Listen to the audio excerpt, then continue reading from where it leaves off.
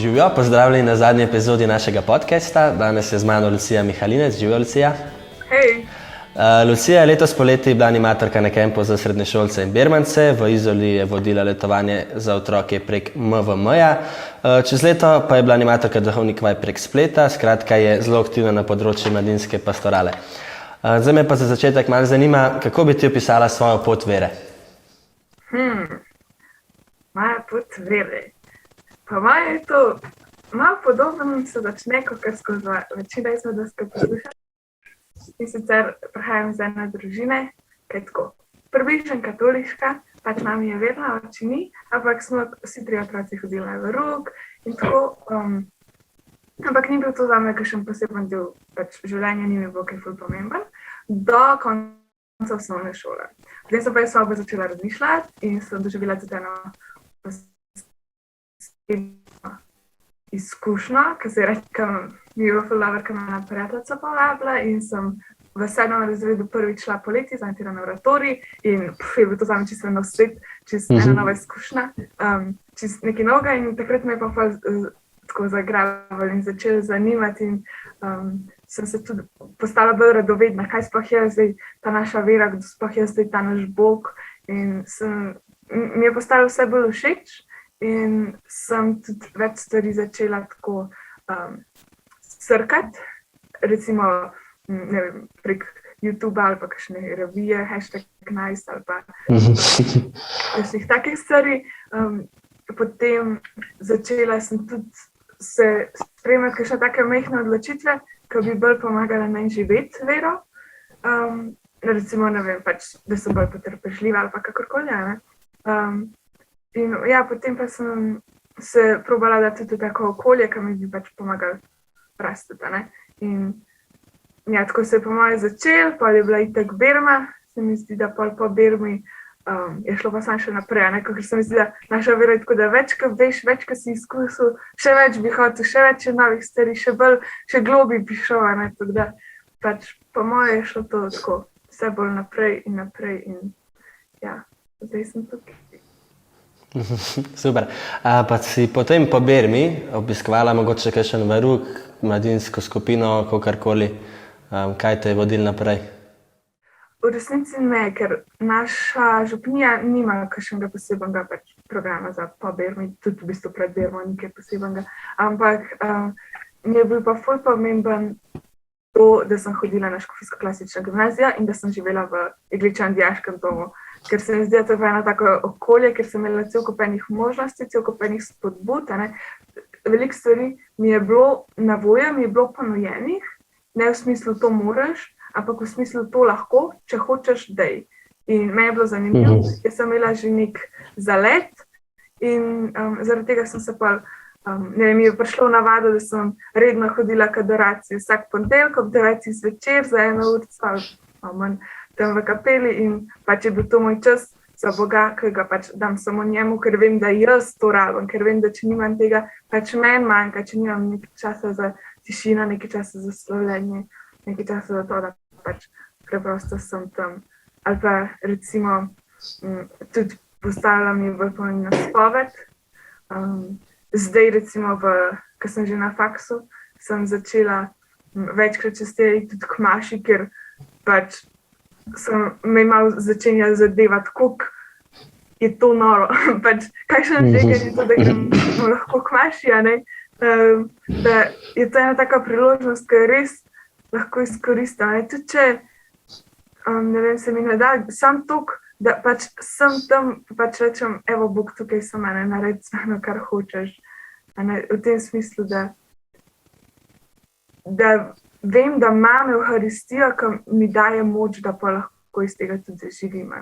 Pa vem, da imam spoved, kakor pač je tudi en tak čisto poseben zakrament. Vem, da pač me Jezus čaka pri adoraciji. Vem, pač tako, da so zakramenti tudi zdaj en zelo pomemben del mojega življenja. Bi lahko zase rekla, da je bilo na tvoji poti tisti nek trenutek spreobrnenja, trenutek, ki si sprejela vero, ki si že prej omenila, v bistvu, da je bilo to po Birmi, ampak imaš prav tisti nek trenutek, ki si se zavedala, to je to, tako hočem živeti, to je to? Po moje, da bi bil en tak super duper wow moment, tega nisem doživela. Je pa sigurno cel kup enih manjših trenutkov, enih manjših odločitev, enih manjših spoznanj, enih tako, ki so me pretresla, ki so me oblikovala, ki pač mogoče v tistem trenutku nisem vedela, da bo to pomembno, ampak ko pa nazaj gledam, pa pač res vidim, da tukaj pa je Sveti Duh tisti, ki pač me je spremenil, a ne, je Sveti Duh tisti, ki je naredil nekaj v mojem srcu. Tako da mogoče bi rekla, zelo pomembno je bilo to obdobje res okrog Birme, a ne. Pa potem tudi kakšni taki ali kakšne preizkušnje, ki sem jih doživela že, ali pa mogoče kakšna takšna res izkušnja kakšnega kempa, kakšne duhovne obnove, kakor se sune. Tako, vse to skupaj v sodelovanju. Prej si omenila, da eden od staršev ni veren. Pa me čisto zanima, kako so pa na tvoje aktivnejše sodelovanje v vsem temu vplivali družina, prijatelji, kako so se na to odzvali, kako so to sprejeli sploh? Ja, pri nas doma, pač sem ful srečo, da imam takšne starše, kakor jih imam, da imam takšno družino, kakor jo imam, ker pač me podpirajo v tem, kar delam, da pač mi dajo toliko svobode in pač mi dopuščajo, da pač jaz grem kamor želim, preživljam čas tako, kakor želim, a ne. Sem jaz, recimo, po enem vikendu, ki mi ni doma, zaradi tega, ker sem v neki duhovni obnovi animatorka, pač mogoče mi je malo težko, da nisem tako z njimi, ampak taki vidijo, da potem, ko pridem domov, kljub temu, da sem tako crknjena, da sem hkrati tudi tako polna življenja, a ne, da je to, kar mi je pomembno, da je to, kar me osrečuje, a ne, da je vera in da tako živim res pomemben del mene, a ne, in to pač sprejemajo in tudi podpirajo. Lahko pa podelim eno anekdotko. Na začetku, proti koncu osnovne šole, ko sem se jaz odločila, da se bom pred jedjo pokrižala, ker pač ni v navadi, da z družino skupaj imamo, a ne, in je bilo tako, da me je oče enkrat ali pa dvakrat vprašal, pač zakaj to delam, ampak pač sem mu povedala in je bilo to, pač nič tako, ni nič posebenega, nobenega haloja, ampak pač to sem jaz, a ne, to mi je pomembno in tako živim.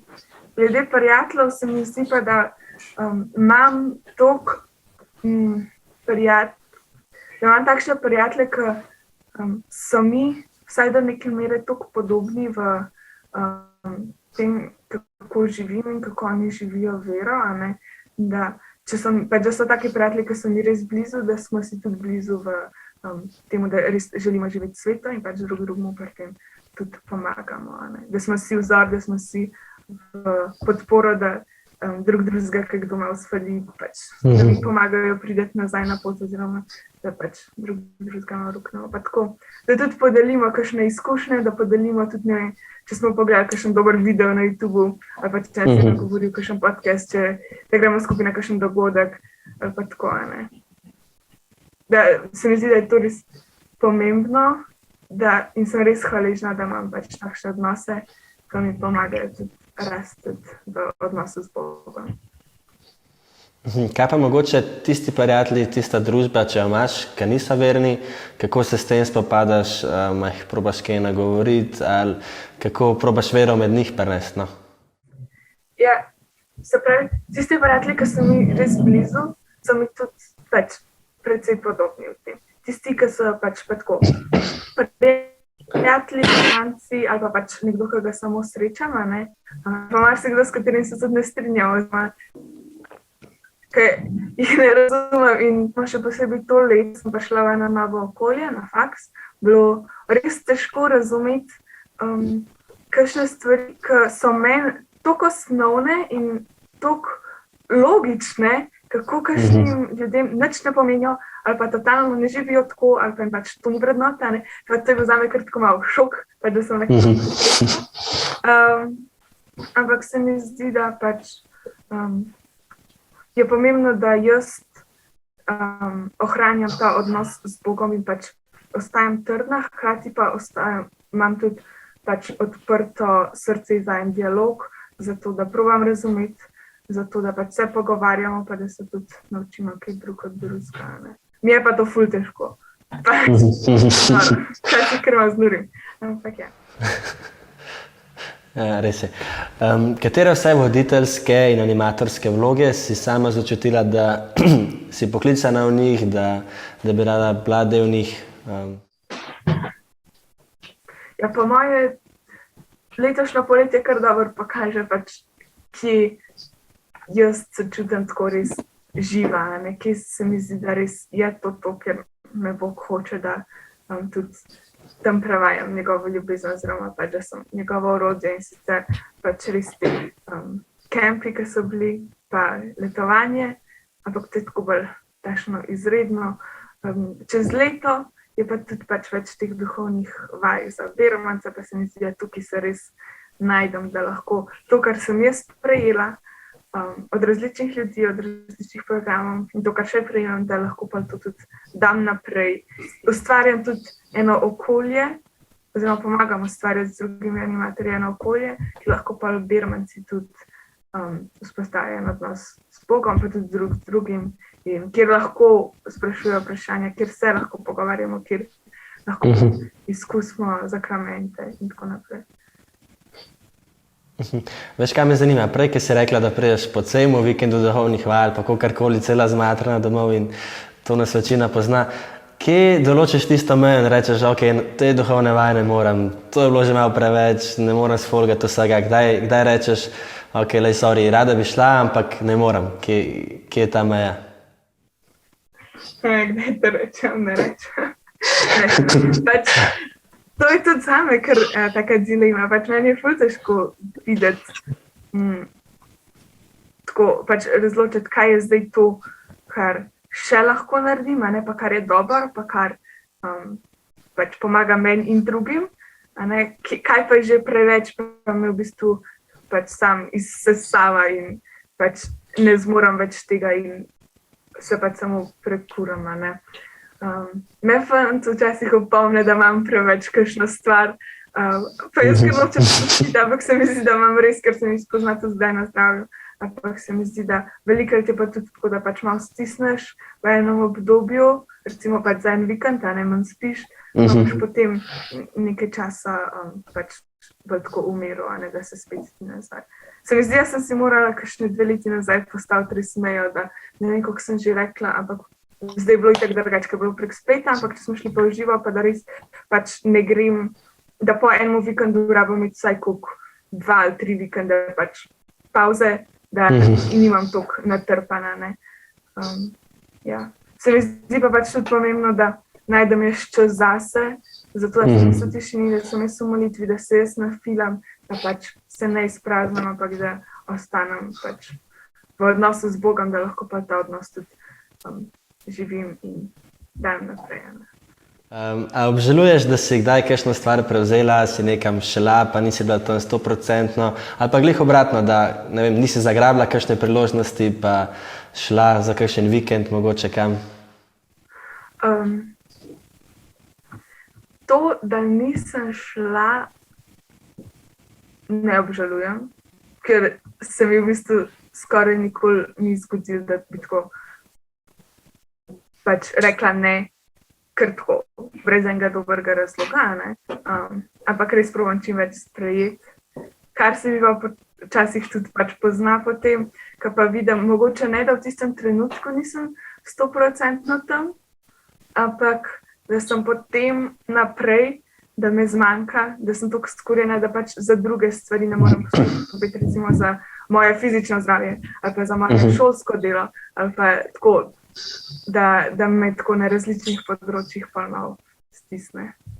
Veš, kaj me ta standard, da zdaj sem se že malo naučila, kje so moje meje in kje rabim poskrbeti zase, da se ne samo oddajem, ampak tudi pač prejemam. Kako pa skrbiš zase?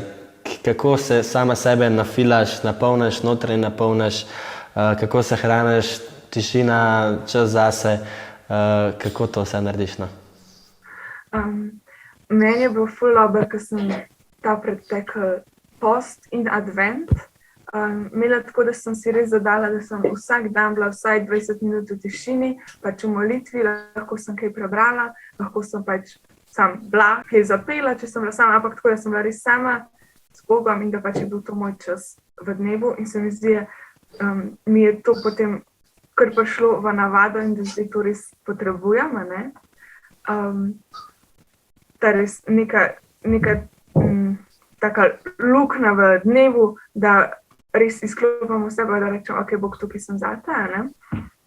Čeprav včasih mi ratuje, včasih mi pa ne? In vidim, da mi ne ratuje. Veliko mi pomaga tudi, da grem k sveti maši, tudi kdaj čez teden, ne?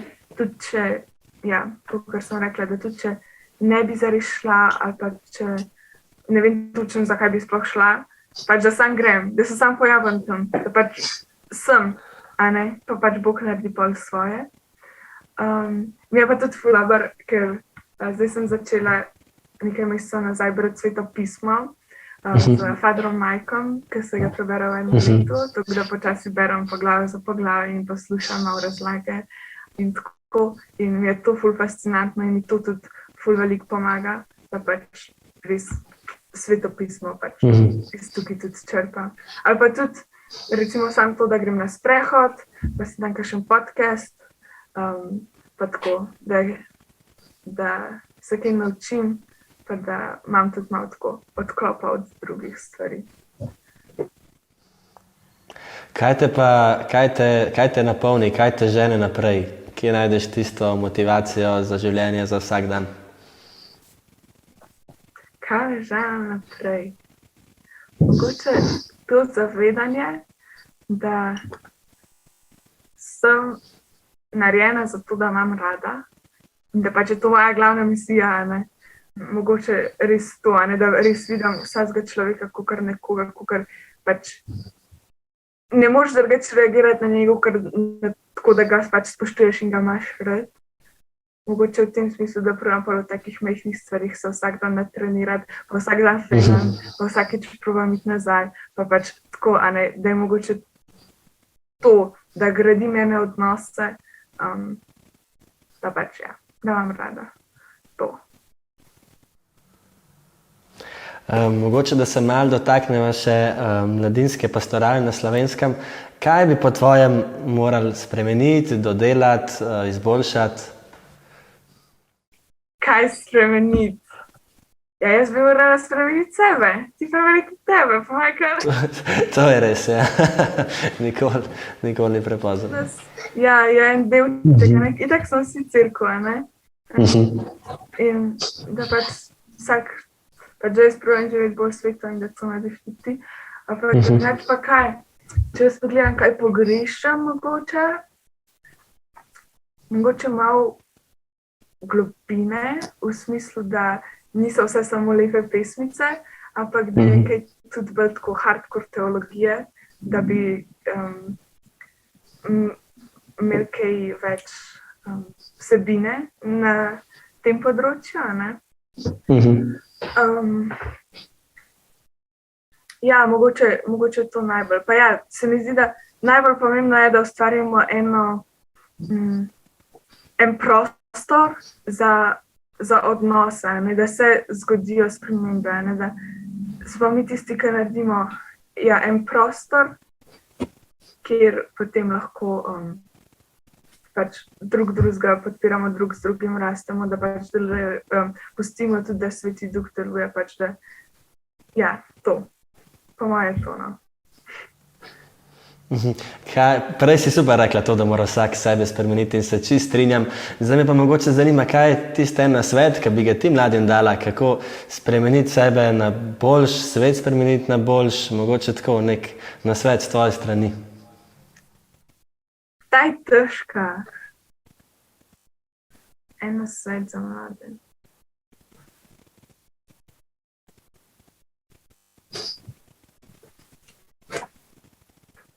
Mogoče čisto tako, a veš, za sočloveka, za ostale mlade, da vsak prinese res tisti košček sebe v skupnost, v cerkev, tako kot si prej lepo povedala, no.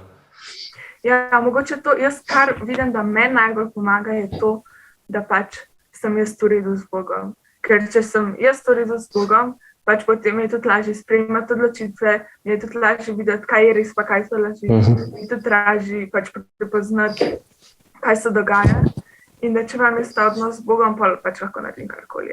Če pa vem, da se to začne podirati, potem se pa ostale stvari začnejo podirati. Pač mogoče je to še najbolj nasvet zame, ampak se mi zdi, da lahko vsak malo prisluhne in pač res dela na tem, da si upa iti v tišino. Ja, pa mogoče to, da ta je dobra. Sprašuj težka vprašanja in si jih zapiš in sprašuj in bo radoveden in potem poišči odgovore. Pač pejt na internet, pejt v katekizem, pejt do enega duhovnika, pač pogovarjaj se z ljudmi, poglej si, ne vem, poslušaj si kakšen podcast, pač napiši si stvari, ki te zanimajo, ki ti niso jasne, ki pač so ti težke, ki so ti čudne, in jih ne razumeš, napiši si in se pozanimaj. Mogoče to, ker to je meni kar spremenilo par stvari. Kako pa ti sama oznanjaš Jezusa? Kako ga prinašaš v življenja drugih, v javnost mogoče, tako mladim?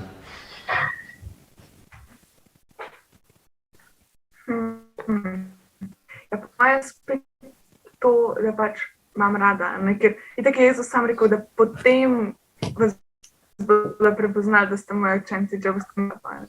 S tem, da pač probam biti prijazna, da probam biti potrpežljiva, da probam biti ljubeča, tako kot so tudi pač sodovi duha, da probam tako živeti in da pač je to največje pričevanje, da je način, kako jaz se obnašam do drugih ljudi, način, kako pač se lotam stvari, da imam neko veselje, da imam nek mir, ki pač ni fake, ampak res izhaja iz tega, da pač jaz imam toliko stabilen in toliko pač poln odnos z Bogom, da je to, se mi zdi, da edini in najboljši način, da pač lahko pričujem potem tudi za druge.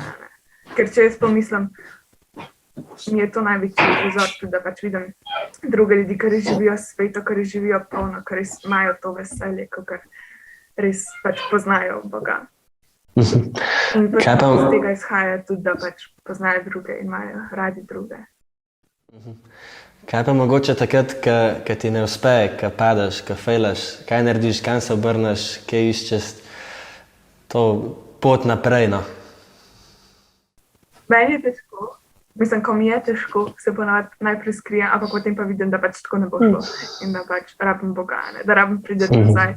In ponavadi je spoved tista, ko pač res se usedem, mislim, da pač pustim Svetega Duha, da mi pač pokaže, kje vse sem zapela, kje vse nisem, pač kje vse sem spalila cilj, da bi imela rada, kje pač nisem ljudi obravnavala spoštljivo, da pač to potem tudi mene stre in to tudi meni pač vzame neko motivacijo, in da potem sem videla, no, Jezus, da me pa pogovorila, in ja, spoved, pa to pač, da se ne skrijem, ampak da grem nazaj k Maši, pač, kot sem rekla, sam tukaj sem, da grem pač nazaj in berem Sveto pismo, tudi če ga ne razumem, pač, da tudi če mislim, da nisem vredna, da pač verjamem še vedno, da sem, ker pač sem vedno ljubljena.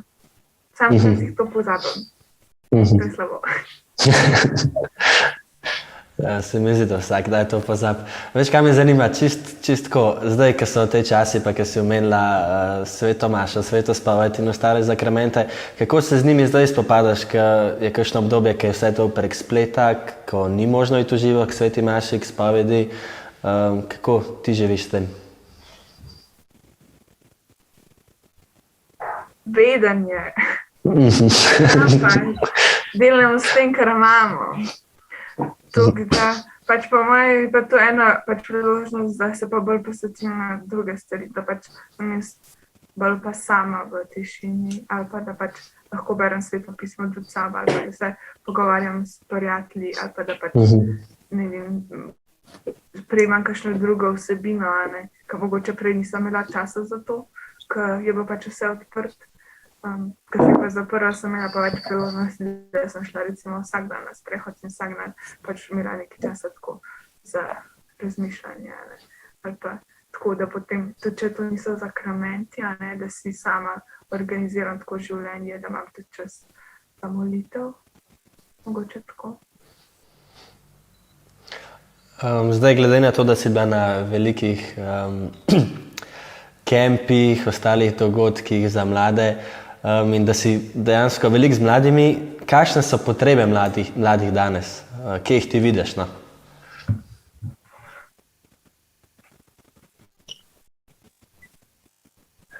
Po mojem bistvu je to, da se zavedamo, da smo ljubljeni. In to je to, pač to je bistvo, da pač nas ima Bog rad, ne glede na vse. Ne? Da je Bog dober, ampak predvsem, da je Bog tisti, ki nas ima rad skozi in ful in pač do konca. Ne? In iz tega pa izhajamo. Da, če je to edina stvar, ki jo odnesemo, je pač to. Da je Bog ljubezen. Hvala ti. Zdaj pa za konec še ene hitre sopotnice. Pa me čisto na hitro zanima, katera je tvoja najljubša pesem? Heiliger Geist. Ena nemška, ker me vedno napomnim. Super, top. Ker smo lih pri podcastih, kaj pa najljubši podcast, kaj rada poslušaš? Exploring my strange Bible, ker je tako za Bible geeke in tako res toliko enega znanja je, da sem tako, dober, priporočam. Top. Najljubši svetnik? Janez Pavel II, ker je car in ker je toliko dobro povedal in napisal. Najljubši čas cerkvenega leta? Po moje advent. Ker takrat res najbolj rabim. Ok, še zadnja, najljubša molitev? Dihaj v meni Sveti Duh, od svetega Avguština. Super. Lucija, to je to. Hvala za tvoj čas, da si vzela, da si bila z nami, da si povedala veliko lepega. Pa lep pozdrav v Poljsko, ne? Z veseljem. Hvala lepa. Se vidimo. Evo, čau.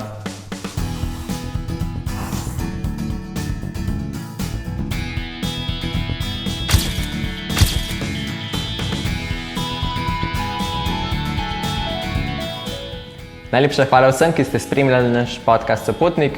Veseli nas, da ste bili z nami, da ste prisluhnili našim gostom. Upamo, da so znali spodbuditi vašo misel, da se bojo sedaj vam odprla nova vprašanja in da boste znali s temi vprašanji tudi nekaj narediti. Verjamem, da različne, ki ste prisluhnili, kliče Bog, Sveti Duh vam pošilja neko nalogo. Niste se znajdali tukaj po naključju, neka stvar vas je pripeljala sem. In želim res, da bi bilo to obdobje, ki ga zdaj Cerkev na Slovenskem začenja, obdobje, pri katerem bojo v ospredju mladi, tista spodbuda, ki jo potrebuje naša mladinska pastorala, tisti napredek, tisti zagon, ki ga vsi skupaj rabimo. Mi smo uživali, ko smo pripravljali to stvar, tako da upam, da ste tudi vi. In vas prav lepo pozdravljam in se v priliki morda spet vidimo.